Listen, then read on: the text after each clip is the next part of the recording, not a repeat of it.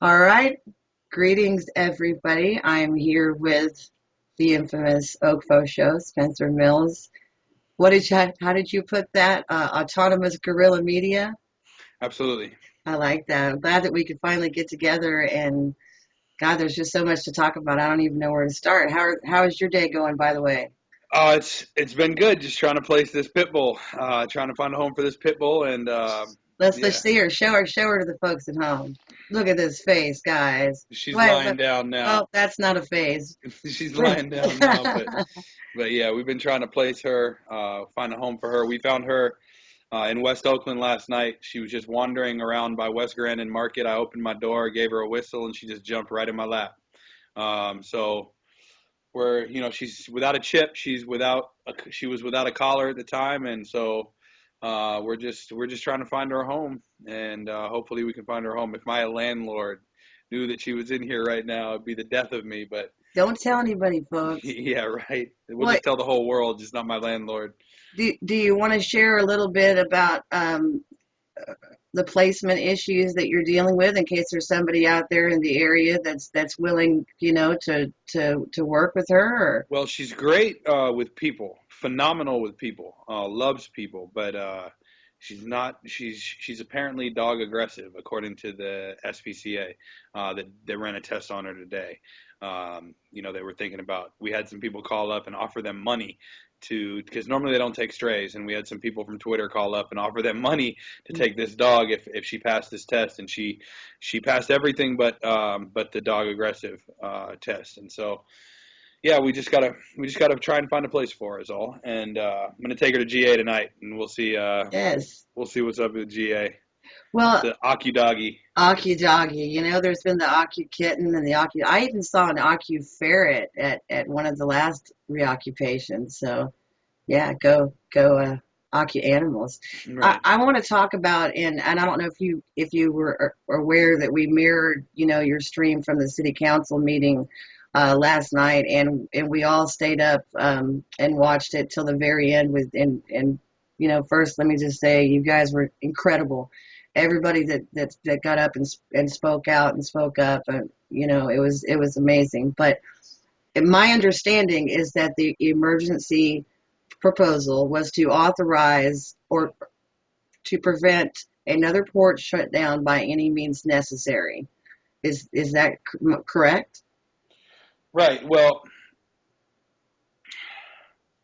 so basically the proposal itself was stated they were to use any and all legal means necessary to stop any future port shutdown, which basically, on Oakland terms, that basically means using OPD to basically stop any any form of protest at the port, I guess. And well, number one, that's wrong because workers have the right to strike if they want to strike. And if workers want to strike and shut down that port, like even if it's not, I mean, that port's been shut down without Occupy Oakland. It's happened in the past. And so number one, they're just trying to take away the work. It would take away the workers' right to strike, and that's just kind of fundamentally wrong, especially here in Oakland. With the progressive nature of this city. And number two, I mean, people people have a right to gather for the redress of grievances against their government, and this kind of would, in many ways, hinder that when specifically talking about the economics of the port, fighting back against the 1%, whatnot. So yeah, we showed up in force because we believe that the broad language the that the proposal had in itself was kind of it's very dangerous, not just to our movement, but to the rights of any individuals down there associated with the port or that wanted to do something involving the port. I mean, like SSA terminals are like 50% owned by Goldman Sachs.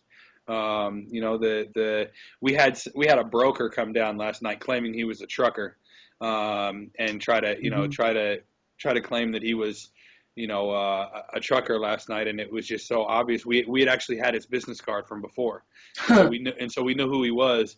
And at the end of the meeting, one of our representatives went up to the councilwoman Kaplan and basically explained exactly who this guy was.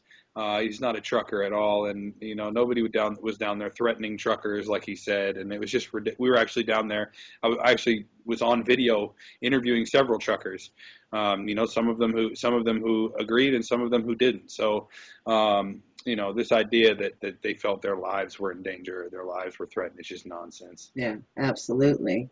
Well, yeah, a lot of us, and reading through the Occupy Oakland Twitter stream last night after the council meeting to try and get a sense of a temp check of how everybody felt about it, and the universal theme that everybody seemed to take away from this very broad language of by any means necessary was that they were looking for a way to authorize the use of lethal force. Would you agree that? Well, the actual language "by any means necessary" was not in the proposal. Okay. That language was actually not in the proposal. I posted the proposal to my Twitter feed several times. The idea was to use any and all legal means, essentially, to stop any port action. Well, define what that. It's difficult to say what that exactly means. I mean, in Oakland, we have a history of police brutality. We have a history of the police going too far. We have a history of just essentially violence in this community, and oftentimes OPD is responsible for that. There's a lot of violence in this community that OPD is not responsible for, but nonetheless, there's a reason why OPD is in the federal courts right now. There's a reason why OPD might be under federal jurisdiction in the very near future, because they have a lack of organizational control, a history of violence, and a history of a lack of accountability when those violence issues do happen. So, giving them that responsibility, giving them the responsibility of protecting the port against future shutdowns would only create inevitable conflict that would lead to inevitable lawsuits. Also, one of the councilwomen last night brought up a very important point. This was an emergent proposal, I guess, is how they brought it up without going through the normal channels that would normally take a few months. They brought it up as an emergent proposal, and one of the things that they failed to do was an economic analysis, like how much would it cost? And the police chief, who many of us dislike, nevertheless basically came through and said, hey, this would cost anywhere from about $1.5 to $2 million every couple days to be able to defend this port. And where are we going to find that money? Where are we going to find that money? So again, they seem to be able to find all this money for OPD and police actions and for like $400,000 a month to hire private security to make sure that we don't occupy Franco Gawa Plaza, aka Oscar Grant Plaza, in front of City Hall and in front of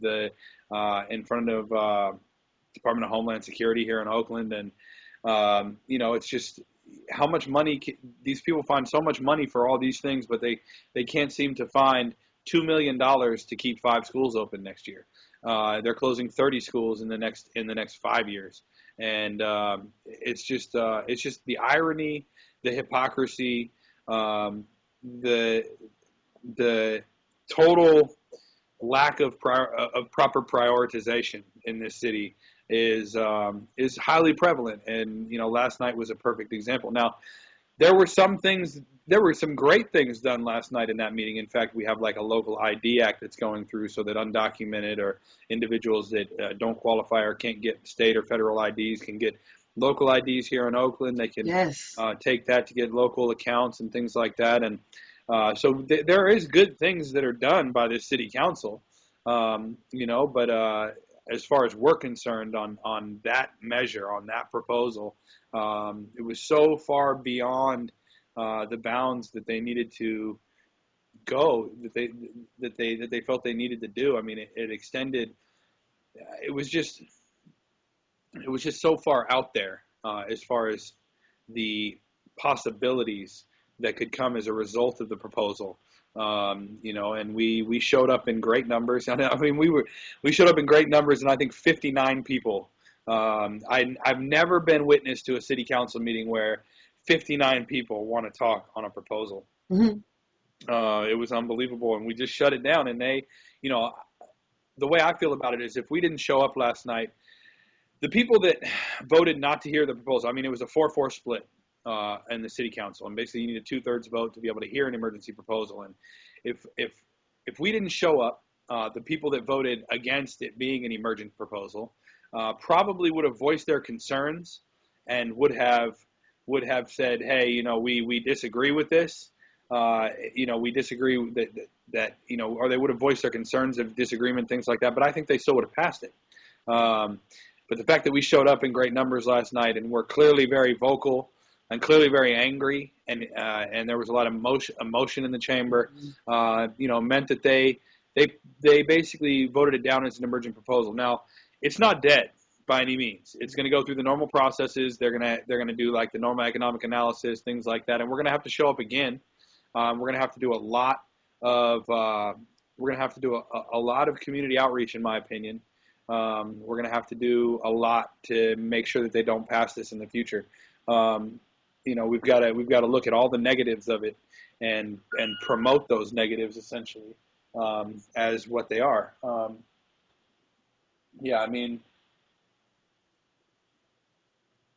So it's not dead, but we had a small victory last night. The battle was won. The war is not over. No, still have a long way to go on a lot of fronts, don't we? Absolutely. Yeah, and you brought up, Oakland's long history with police brutality, which of course, leads me to, a lot of people send in questions wanting to get your most vivid impressions of the night of the first Oakland raid. What can you share that is of value? What did you learn? What was the most shocking aspect? I mean, well, the first Oakland raid was it was September 25th or something like that.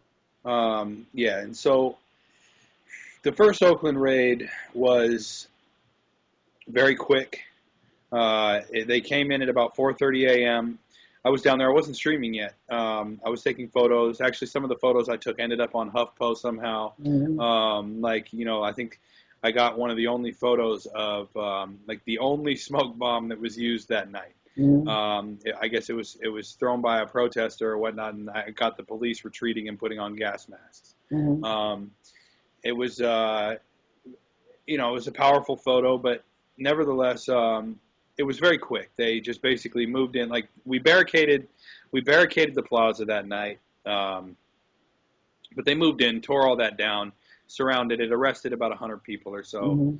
Mm-hmm. They set up a processing table at Clay and 14th. It was about a block and a half, 2 blocks from the plaza. And I walked up and was just standing by the processing table for probably about 20 minutes, just filming as people came up and were processed. And this was probably, this is back when I was still posting videos to YouTube and things like that. And this police officer comes up to me and he goes, "Who are you?" And I said, "Well, I'm Spencer." And he goes, "Well, who are you with?" And I said, "Well, I'm here with myself." And he says, "Well, you have to leave."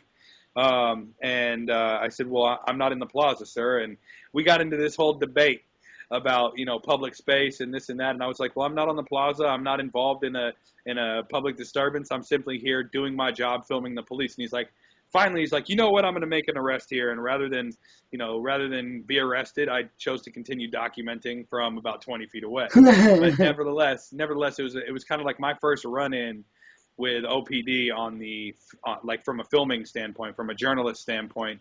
And I wish that night that I had known all that I know now, ways in which to defend myself legally, whatnot, because it was all on camera. And, I wish that night that I had been live streaming, because if I had been arrested right there, it's very commonplace for phone cards and for little SD cards to just disappear when you're arrested. And so I would have had no ability to address the issues that I would have been fighting for, as far as like freedom of press, whether I'm a civilian journalist or not. I would have had no ability to do that. Now that I have a stream and that I'm up live consistently, they all know who I am. It's actually kind of funny. One of my friends was walking through the plaza the other day, and she's just a friend of mine. She helped set up my website, and she overhears. I guess private security is standing there with Oakland police, and she overhears them say, "That's the one. She's with OakFoSho." And I just, when she told me that, I was just like, they clearly have files on all of us. They clearly know who each and every one of us are. And they clearly have files on every one of us. I mean, they aren't just surveilling me. They're surveilling all my friends too. Anybody that's seen conversing with me, anybody that's, shows up with me, I guarantee they have, our vigil, our 24-hour vigil now, where we used to have the camp, is in between City Hall and Homeland Security. And so they have cameras guaranteed in windows, on rooftops, and that place is under constant surveillance. It's guaranteed. And so, it just brings a level of understanding to the whole situation that they are watching us, and they know who we are, and I'm okay with that. I'm not doing, we aren't doing anything wrong. We're exercising our rights, and it's not anything to be fearful of. It's just something to be knowledgeable about, and to understand that, hey, they don't want us there. They're going to do anything and everything they can to continue to harass us and get us to leave, but we aren't going anywhere, and we will figure out a way to keep this movement going, especially here in Oakland, for as long as it takes. One of the things about Oakland is, it seems, New York started something. They started something on Wall Street, and they're at the center of financial power in this country, which in many ways is the center of power in this country, Right. Because they pretty much own every congressman that we have is owned by some lobby group, and the most powerful ones receive crap loads of donations from all these financial institutions and are just basically bought and paid for. But they started something, and we feel like out in here in Oakland, we kind of like, it's almost like the Olympic flame, like they lit the flame. We brought our torch, and we lit our torch, and we're just running with it. Yeah. And we might not be going the same direction as everybody, but we consider ourselves very much our own leaders of the movement as well. I mean, some of the radical actions passed here in Oakland, whether it be the first general strike since the 1940s, which ironically was also here in Oakland, whether it be shutting down the port twice, whether it be last night, literally going to the seat of power and speaking truth to that power in great numbers, loudly, boldly, and clearly.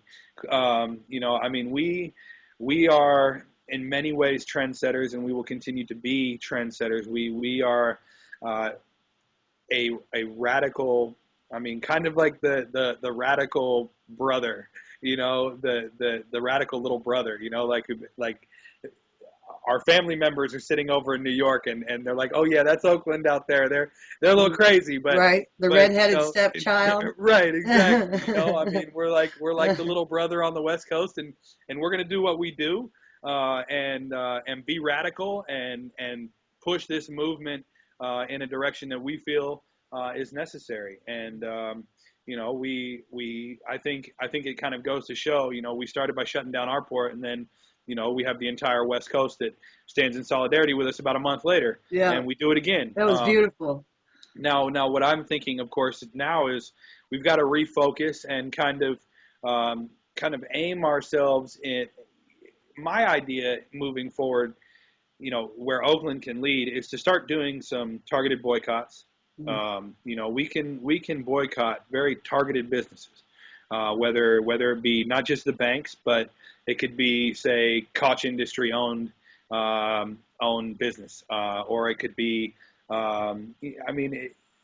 basically, we can start targeted boycotts of businesses that are taking advantage of the middle class, taking advantage of the working class, taking advantage of the poor.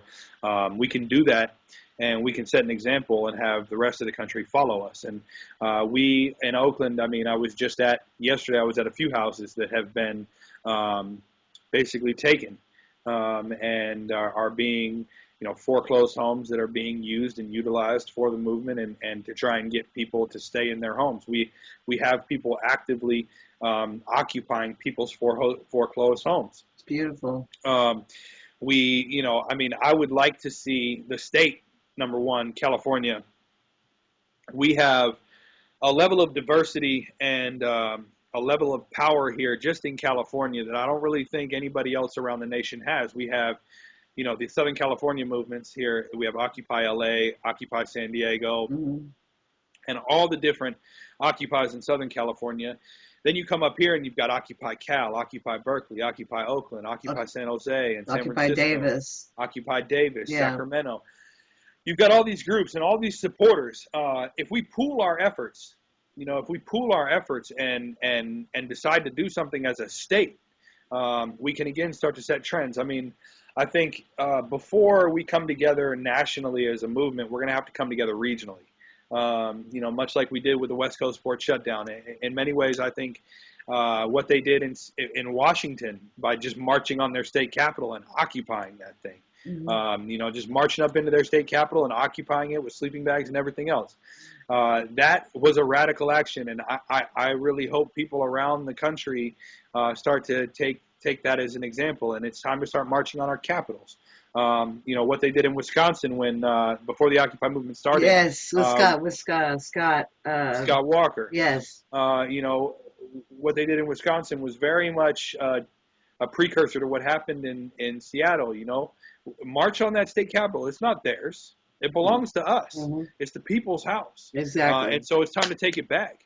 One of the things, we've got something really cool that's going on, coming up right around New Year's. It started in Southern California, but I think a lot of people are going to participate, especially as we continue to promote it. But they're going to occupy the Rose Parade. Like they're going to go down there. They're going to go down there, and the night before the Rose Parade, they've already got they talked to the police. They've done it legally, but the point is they're going to go down there and line up in Old Town Pasadena.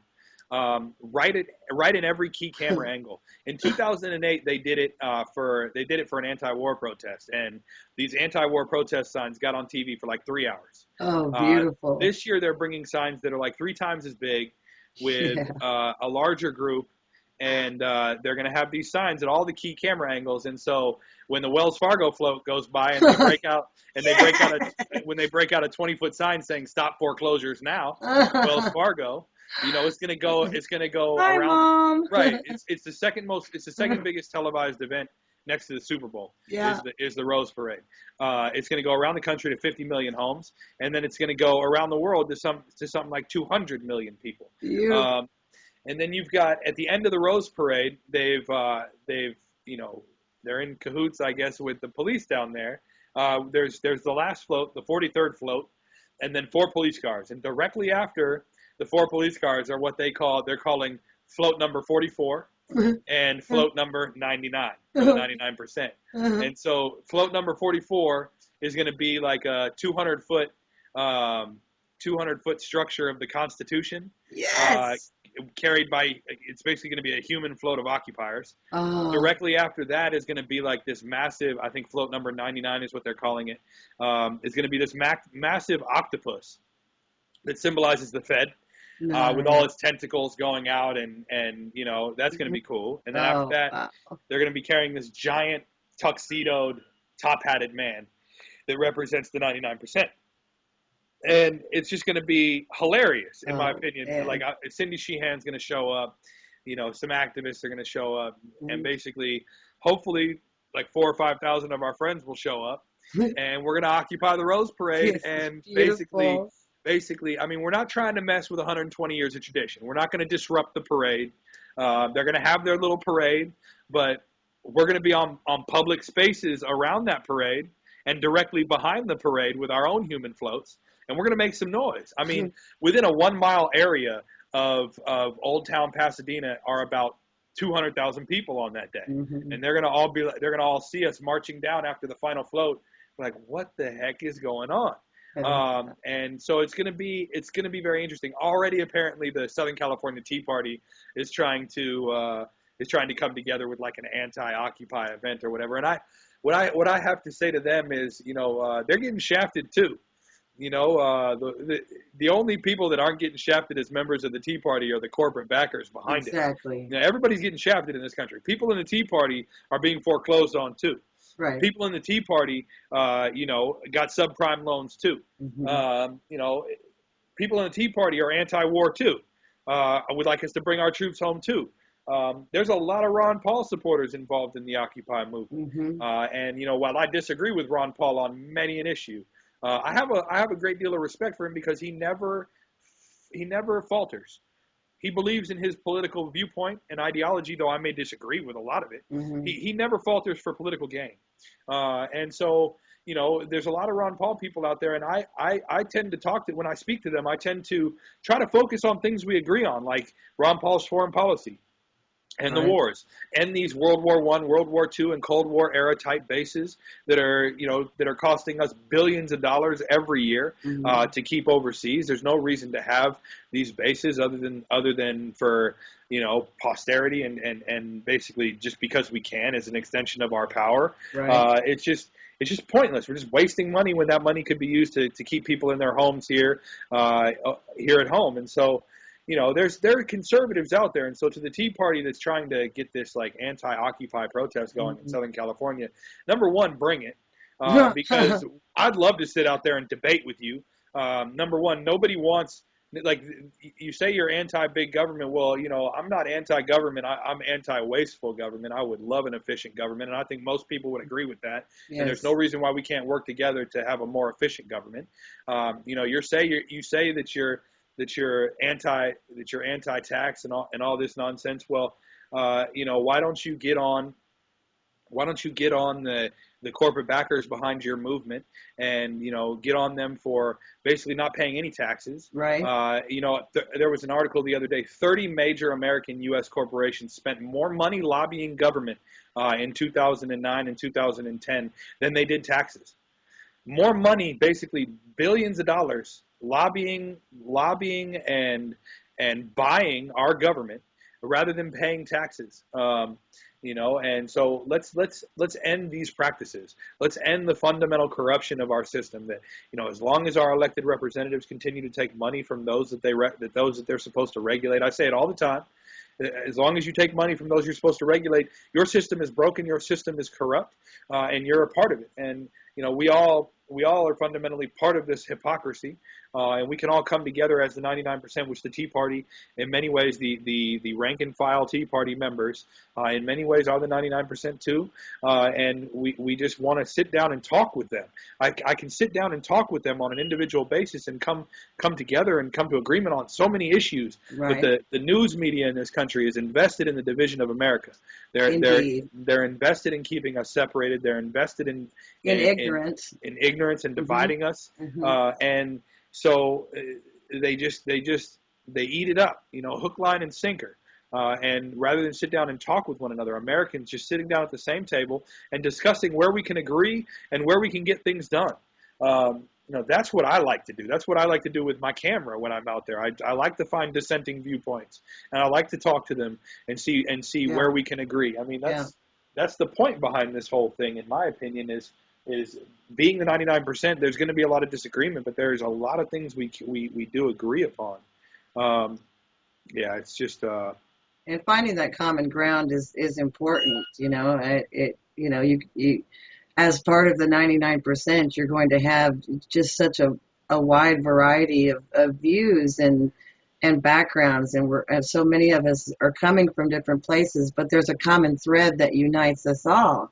So I enjoy going out and finding those people too to talk to, and find ways that we can meet in the middle. You mentioned if you'd known that the night of that first raid, what you know now. In that regard, what advice can you give to other activists that are wanting to get out there and start streaming? Safety. Never stop filming. Never stop filming. Know your rights. Know that you have, as long as you aren't breaking the law or you have a right to document what the police are doing. Just be in their face with it too. I mean, let them know, hey, I'm here with a camera and you're being filmed. And you're going, at this point, at this point, there's so many people out there with smartphones. I mean, we've kind of, it's been like one of the main things, like as a, I don't even know what to say, what to call it. Like, it hasn't been like a major main objective of the movement to like make sure that everybody out there, like, it's just kind of happened with us with people spreading the word and with people understanding the power of video as a byproduct of the movement has been just like this enormous, enormous growth in citizen journalism, enormous growth in citizen documentation. And so just never keep the cameras, never stop moving the cameras, never stop filming. Always let the police know that you're there and you're filming them. And just know your rights. Know, I mean, the other day they started giving tickets to people in Oakland for umbrellas. I heard about this. Right. So we started bringing, like, we can't have tents, right? So we started bringing out big ass umbrellas, these big umbrellas, and like the interfaith umbrella is hilarious. Like, it's this like 8-foot umbrella, and what they do is they tilt it onto one side with the pole, like they put it on some steps, and so you can sit underneath it really comfortably. And they've started giving people tickets for structures. Umbrellas as structures, and it's just ridiculous.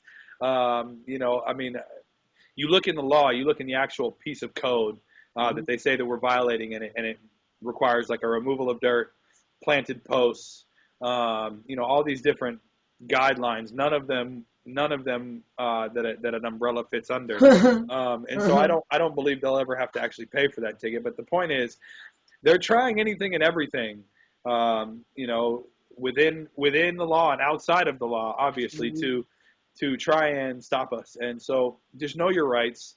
Know that if you have it on film, there are people, the NLG or the ACLU that will come and they will have your back, and they will, I mean, like 99% of the people that have been arrested here in Oakland, all charges have been dropped and they've just been released. Really?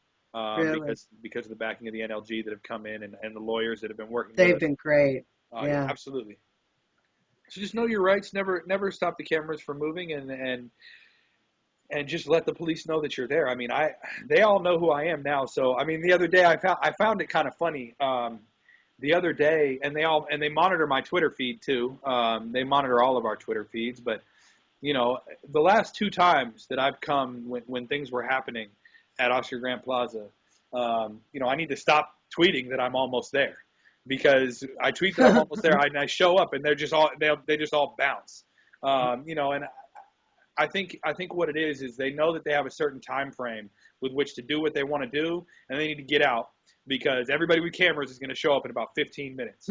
So they came, they harassed everybody for about 15 minutes. They arrested a few people. They said any possession that was like on the ground was property that was left, and so they just took it and threw it away. One guy got arrested for taking a blanket out of a trash can. A blanket was taken from a homeless person in the park, and one of our activists went over to the trash can and tried to take it out, and he was arrested as a result. This is the kind of thing that's happening now. And what was the charge? I don't even know. I don't even know what they got him with. Removal of litter from a waste receptacle. I don't even know what they charged him with. The other day they took out Occupy, which is basically this homemade raft that like some Occupy Oaklanders built and floated out on Lake Merritt, and they've been occupying Lake Merritt for about a week, maybe a little longer, and it's just hilarious. Like, OPD chose to come out on a pontoon boat. And with like 30 cops. They had like a fire department boat out there, like a maritime rescue fire department boat that came out with a couple of firefighters, which we still don't know if it was legal because the firemen aren't allowed to take part in offensive actions here in Oakland. And then they had some folks from the docks that refused to participate. Like, they actually wanted to do it the previous day or whatnot, the previous night, but apparently the dock workers were really down with the Occupy folks on the lake, and they wouldn't drive their boat for them. Nice. So they had to find somebody that was like certified to be able to drive the boat out to be able to come and get these guys. And They used all these resources to take 3 people off a freaking raft in the middle of a lake. It's just ridiculous, the whole thing. So And now they you're charged them, like they zip tied them, they brought them in, they cited them and released them. But the funny thing is when you look at the citation, they cited them for boat. They just cited them for boat. That's it. It's just unbelievable. Some of the things that are happening. It's so just funny. so it's not legal to raft now. Well, no, it's legal. You're just not allowed to anchor, and you're not allowed to be there after 10 p.m. on the lake. But nevertheless, there are home invasions in Oakland where the police don't show up. Yeah. People are having home invasions. They call, hey, somebody's breaking into my house, and they're armed, and police don't show up. Yeah. They just don't have the resources to, or they claim not to have the resources to. Yet for 3 people, bothering no one, just basically making a political statement by having a raft on a lake with a big sign that says "Occupy everything." They bring out 30 police officers, pieces of the fire department, a pontoon boat, all this nonsense. They bring out, and they can somehow do that, but they can't respond to people's home invasions where people are being brutalized, murdered, raped, robbed. It's unconscionable, absolutely unconscionable. It's ridiculous, and it's a perfect example of the necessity for federal control over OPD at this point in time, in my opinion. It's just total lack of prioritization, lack of organizational control, lack of accountability, a history of violence that continues. It's like strike 1, 2, 3, and 4. In my opinion, it's like you're not just striking out. We're giving you an extra one, and you're still failing. Right.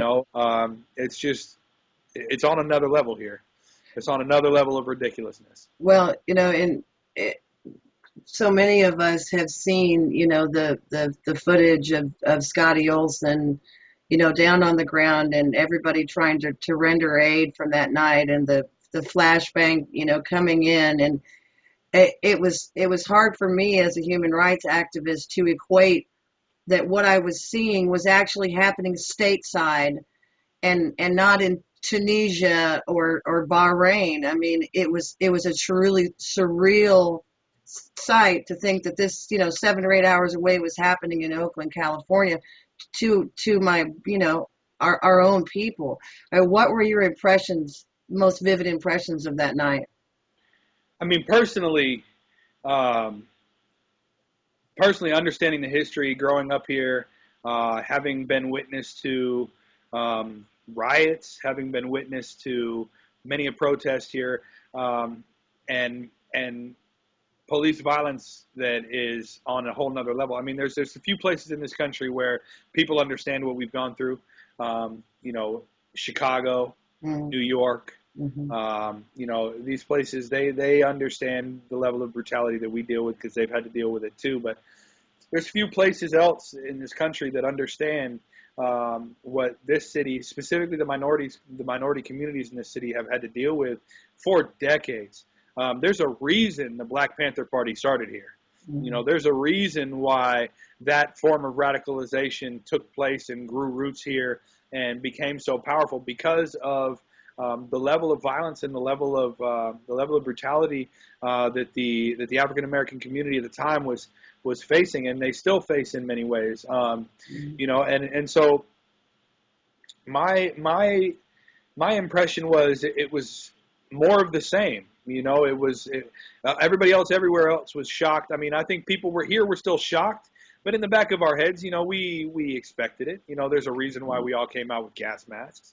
There's a reason why we all came out ready for anything. But that initial flashbanging, tear gas, canister, rubber bulleting of protesters happened with the elderly, the disabled, children, whole families present in that crowd, and was totally unprovoked. And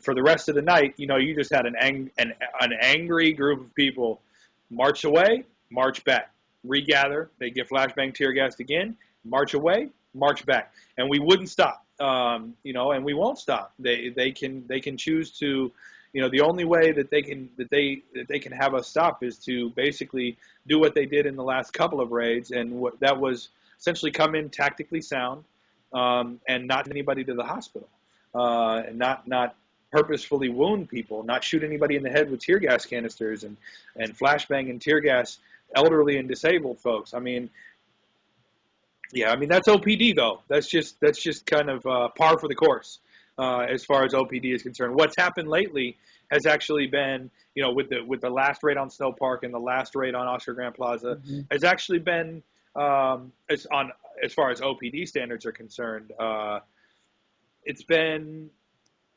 different. Really? Let's say different. Yeah, I mean they've done it quietly, they've done it tactically, in a very efficient manner. They haven't come in and tear gassed or flashbanged, like they did in the first few raids, and so it's been a little bit different. People have still been arrested, and people have still been hurt in some ways and beaten, but it's been on a less violent level. It's still been violent, but it's been on a less violent level. Mm-hmm. And so, they made worldwide news for all the wrong reasons, and I don't think they want to do that anymore. Mm-hmm. And so that's another reason, that proposal last night, all it's going to do is create conflict between a police force that clearly doesn't want it anymore, mm-hmm. Because of the bad press and the situations that arise out of it, and people that are not going to stop. If we want to shut down that port, we're going to shut down that port, and there's nothing they're going to do about it. Mm-hmm.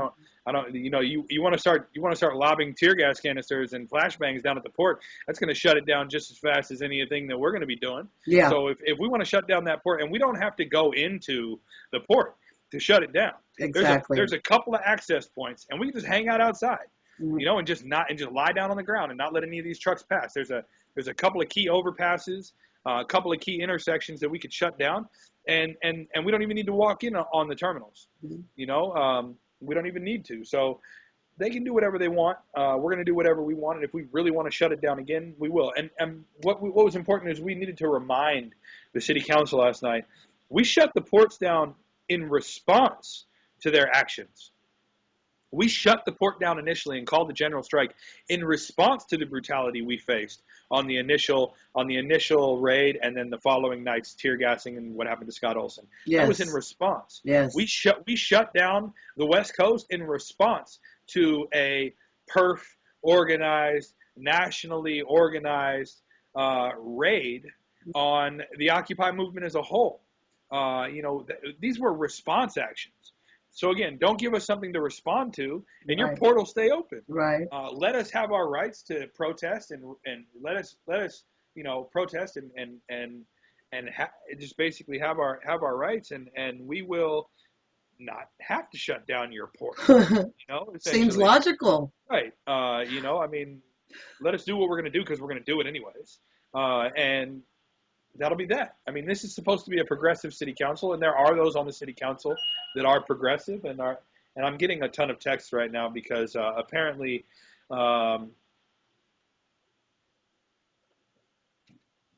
something going on.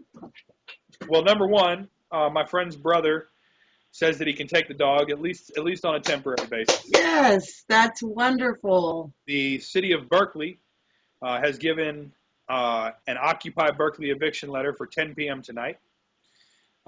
So what that tells me is every time that we've gotten an eviction letter, whether it be in Los Angeles or in Oakland, mm-hmm. They've given us an eviction letter, and then about 24 hours later that comes through. So I'm going to be there, of course, because it's right over. It's our sister Occupy right yes. over, and I'm going to be there to cover it. But much love to Berkeley. They are essentially facing eviction tonight as of 10 p.m. So put that out to your people as well. When you get it, and we'll be there. I'm getting just text message after text. That's message. Fine. So he wants to keep her for a couple of days and see how she fits in. That's great. Going to Marin later. I love it. Baby's got a home. Did she ever wake up, or is it? Oh, she's past. She's like, look at. Look at that. Oh. Yeah, and which is good because it just shows she's getting more comfortable. She's been really nervous and skittish, and so it's a good thing. Well, I So just had just two more quick just keep questions going. before we Keep go.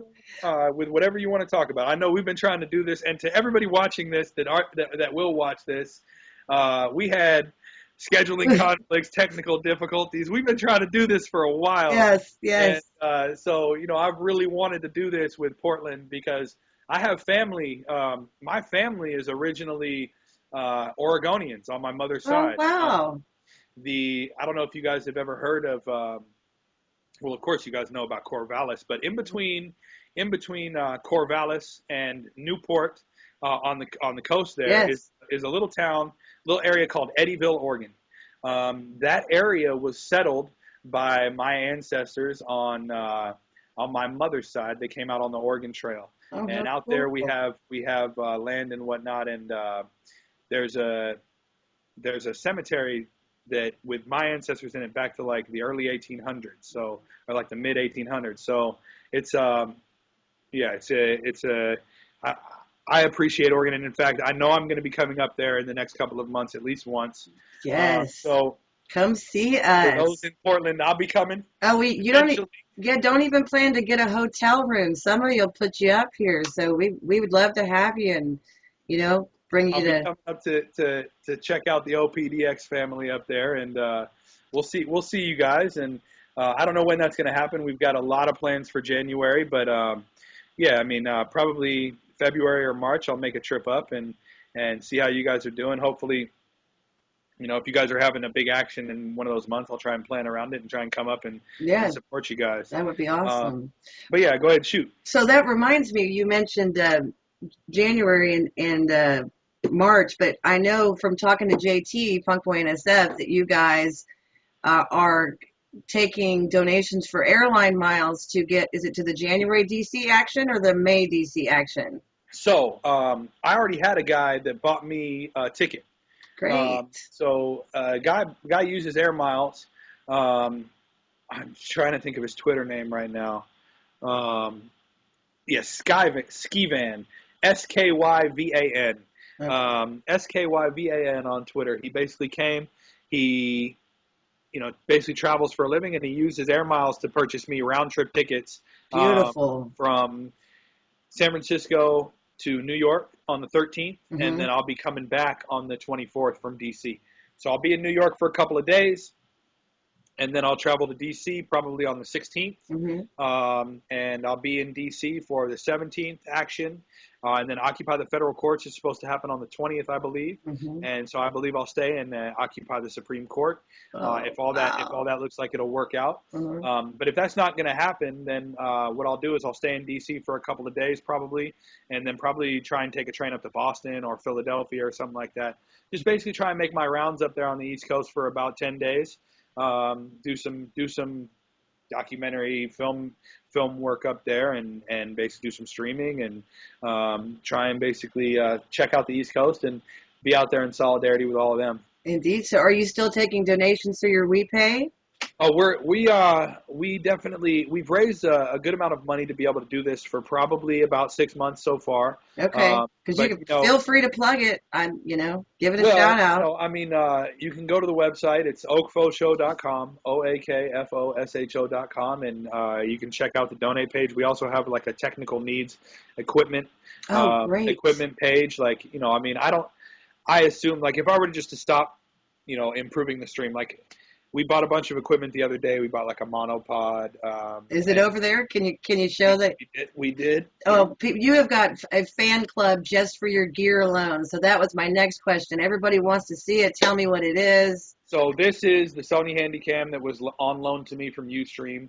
Ustream also has a pack that they loaned me. This is an oh man, like a halogen lamp, I guess, or Hmm. whatever it is for the camera. This is an IR light that was donated to me. It's for night vision shots. Um, this is the bracketing that connects to the monopod here. I have a monopod for the camera. I'm also going to get a tripod because when I do some setup shots, the monopod still is a little bit shaky. It's Right. great for quick movements and action stuff like Hmm. that, but Hmm. because it's light, it's really portable. But And what kind of camera is it? it's just a Sony Handycam. But the Handycam and the pack are on loan to me from Ustream, and I didn't have a FireWire capable camera, and they were like, okay, well, we'll give you this camera anyways. And it's actually perfect because it's, you watch I have the same backpack. The Ustream backpack is like this 6 modem backpack that. Yes, can we see that too? Yeah, it uploads data over here. Let me just Yeah, go please. ahead and show you guys. There it is, guys. And you can see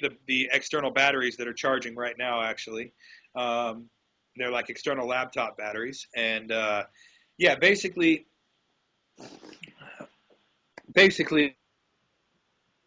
is, I have like 6 hours of filming on it, or streaming on it with the batteries.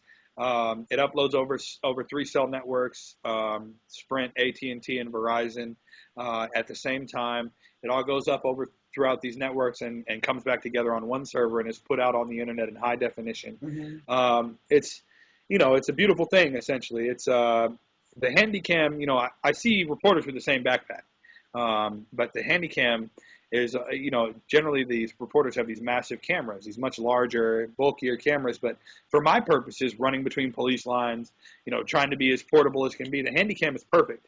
I'm not like a Sony backer or anything like that. I'm just, as far as like size and portability, right. It's perfect for my purposes, essentially. Yeah. Like people have come out and offered me bigger cameras, and I said, maybe you could come out and, like, for a specific event like the Commonwealth Club, next time, I'll put a call out to my people and say, hey, if anybody has a really nice camera that I can use just for the steady shots at the Commonwealth Club, then I'll use it. But for running between police lines and, doing the things that I do, I need something that's small and portable. And so it just worked out. I didn't ask for that specific camera, but that's the one that they loaned me, and it's worked perfectly. Well, how did you get hooked up with them anyway? How did this all unfold? So the November 2nd strike is the first day that I was streaming, and I've gone back and looked at my initial videos, and it just makes me kind of nostalgic, number one, but it also makes me cringe a little bit because you can just tell I was just starting. And that night I was, especially after the 12 o'clock news folks left, I was like the only live source of news there. Even when the news people were there, I was the only live streaming, unfiltered source there, pretty much. There was a couple other people, but at the time, when I started, I still had like several thousand people that were following me online. So I already had like an audience to put it out there to. And so it grew from that.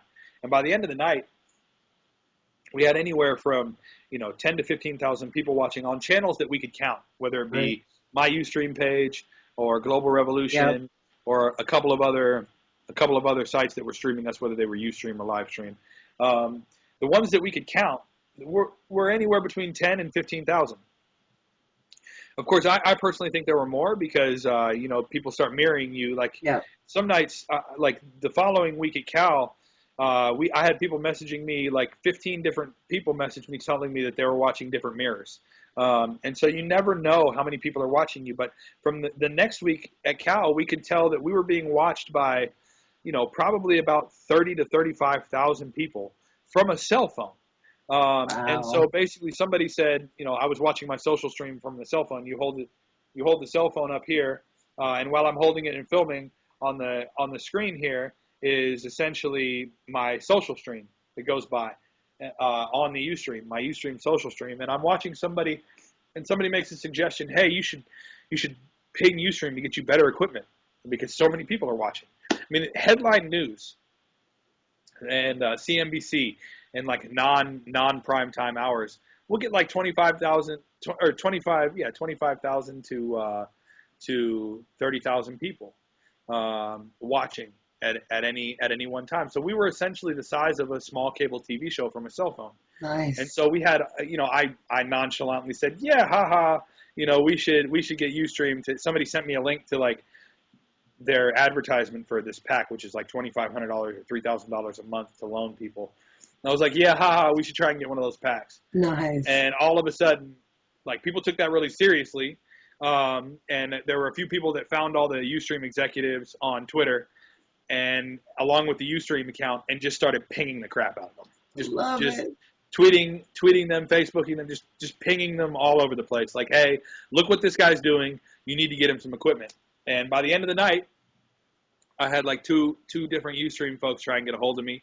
And within a couple of days, I was out in San Francisco at their headquarters, and they were hooking me up with a pack. I love it. And so myself, and yep, there's Jatal. Hey, Good. buddy, I'm doing an interview right now. I know about it. I know what's going down tonight, and yeah, so yeah, it's all good. I'll call you in a little bit, okay? Right on, man. Later. So yeah, that's just I don't even know where. Oh yeah, Ustream. So yeah, that's how it went down, and you know, and I always say we because you know, people have asked me that before too. Why do you always say we? And the reason is because it's not about me. It's about I would be nowhere without all the people Mm-hmm. behind me, teaching me things, getting things done for me, donating, pinging Ustream. I mean, this is a we operation. I mean, I consider myself like a one-man walking PBS, except for hopefully just a little bit more exciting sometimes. You know, like More than a little. I'm totally supporter funded, and you know, essentially I'm totally backed by supporters, and so it's a we operation.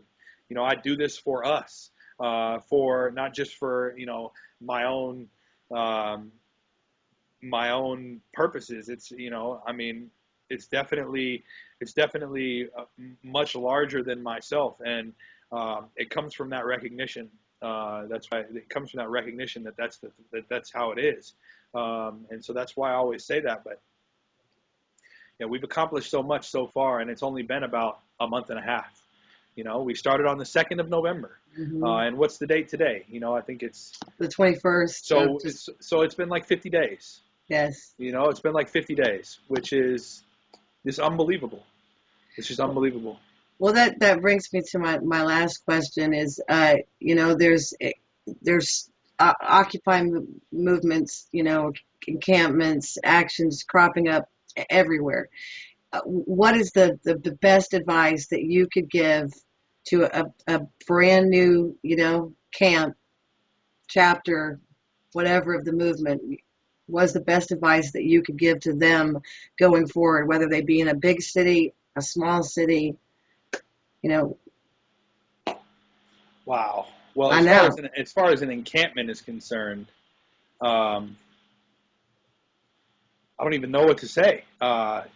it's a lot. They're gonna do you know the government is gonna do what the government does, and they don't want us to be camped out anywhere. They don't want us to be visible. They don't want this movement front and center. They don't want the problems of the country that these camps that these camps represent, essentially out in front of the public. I mean, the reason why Oakland was raided, in my opinion, was not because of health and safety hazards. Because if it was rated for health and safety hazards, then you got to raid the rest of Oakland too. You know, I mean, it was rated because we brought the problems of the city front and center to the steps of power and said, hey, you're not solving these problems, and so we're going to do the best we can to solve them in this camp. You know, feeding 1,700 meals a day to people out of that camp, providing free health care to people that were without services, you know, trying to provide services to the homeless and solve the homelessness problem as best we could within the confines of a camp. You know, that's not very plausible in many ways, but at the same time, it's about symbolism as much as it is about effect. You know, Yes. it's about showing, you know, hey, you're failing in your fundamental duties as a government to take care of its people.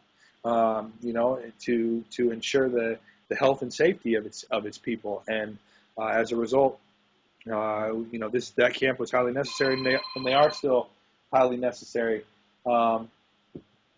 So yeah, as you can see, I'm getting texts almost from everybody across the spectrum right now. But yeah, it's you know, just keep going. If they break up your camp, you know. Start finding foreclosed homes. Find foreclosed homes. Get people to occupy those foreclosed homes in collaboration and in solidarity with the people that own them, not the banks, but the people that actually are supposed to be living there, Right. like we're doing here in Oakland. Start radical actions in your city. Start supporting small businesses and homeowners, and start supporting the community that is left without when the 1% and the government that basically they own is only thinking about themselves.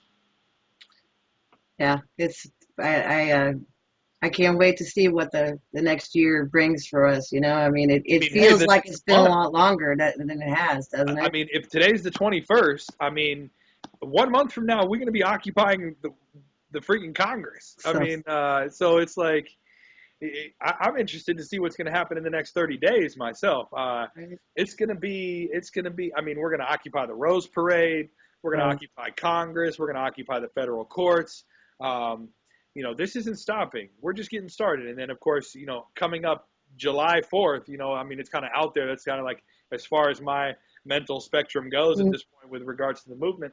Hopefully, we'll have some kind of national gathering, where we put together something and start making demands as a nation, as a nation of 99 percenters. So we're continuing. We've started actions against the 1% with the port shutdown and the general strike.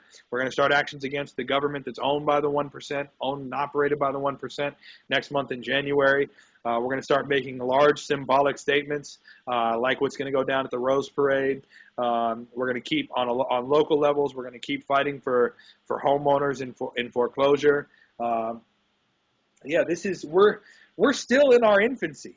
We're only a few months old, and that's what people understand. Oh, your movement is like fractured, and it's dude, communication isn't there, and it's just like we're like 3 months old. seriously, Like just wait, because we're coming, and people are like, oh, well, now that your camps are gone, your movement is dead. Well, no, you don't know the half of it, because it's going down, and people are working on it 24 hours a day somewhere. There's always people working and collaborating and brainstorming, and it's going down. yeah, and we are evolving. Right on. Yeah, Absolutely. thank you so much. And I'd like to, after we get the holiday out of the way, maybe we'll come back in a couple of weeks and do a part two of this interview. I know there's some other live stream team members that would love to sit down and pick Without a your doubt. brain. Without a Yes. doubt. Without a doubt. I'm sorry it took this long. I wanted No, to do this I'm for just, a while. it was great. It happens when it happens, and we're fluid like that. So thank you so much for just everything that you do. I mean, really, just speaking me personally, you inspire me, to find ways to contribute. And I myself am disabled. I have lupus, Sjogren's disease, and rheumatoid arthritis, and so I'm not able to physically be out there streaming as much. And so I've found other ways, like reaching out through Skype with you and JT, and I'm trying to get with Occupy Cairo right now to have a dialogue with them. And I mean, you really have inspired me to really find ways to give. And I know so many of us here feel the same way about the work that you and everybody else is doing. So great job. I mean, that's the goal. I appreciate you saying so. I mean, that's the goal, is to inspire others to do what I do and what we do as a community. Um, never, never let the camera stop. Always keep them rolling. You're the buffer against police and the government doing something stupid, breaking the law. And yeah, just keep it going all the way around. And I would be remiss if I didn't say, a lot of people, Cairo and Oakland in many ways are connected through this thing, Yes.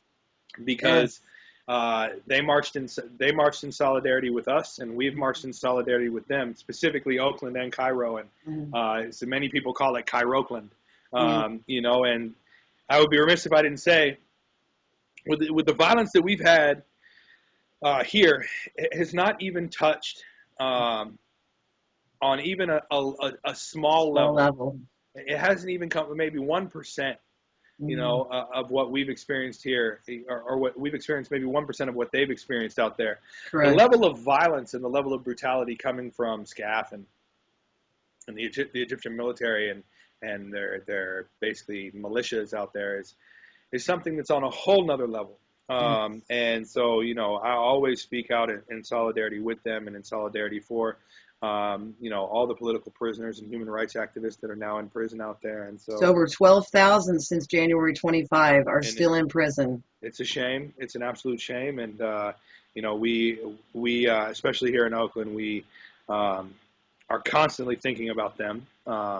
and Same I'm sure here. they're constantly thinking about us. And so, yeah, if any of them end up watching this, we absolutely, we think about you guys all the time. Yes, And we stand with you, and we hope, we know that what you guys are fighting for will eventually come through, and you guys will achieve the goals and the freedoms that you guys are trying to achieve. And one other thing that I'd like to address is, I'm what I consider viciously nonviolent, and people here in Oakland, it's one of the things that we have a debate about that's going on throughout the movement, not just here in Oakland, but in Oakland in particular, especially. It's this debate between nonviolence and diversity of tactics, and I firmly believe in a diversity of tactics that are nonviolent. yes. But I am on the nonviolent side, I'm glad you brought that 110%. up. And people who come up to me and say, "Oh, well, what about all this police brutality and things like that?" And I'm like, well, when the government and the police state starts rolling on us on tanks and letting bullets fly and start shooting people, then we can start talking about other tactics. Right. But until then, it's just I can't even really hear it. Because again, when things like that, what are happening in Egypt happen here, then we can start talking about other kind of tactics. Until then, nonviolence, in my opinion, is the only way to go.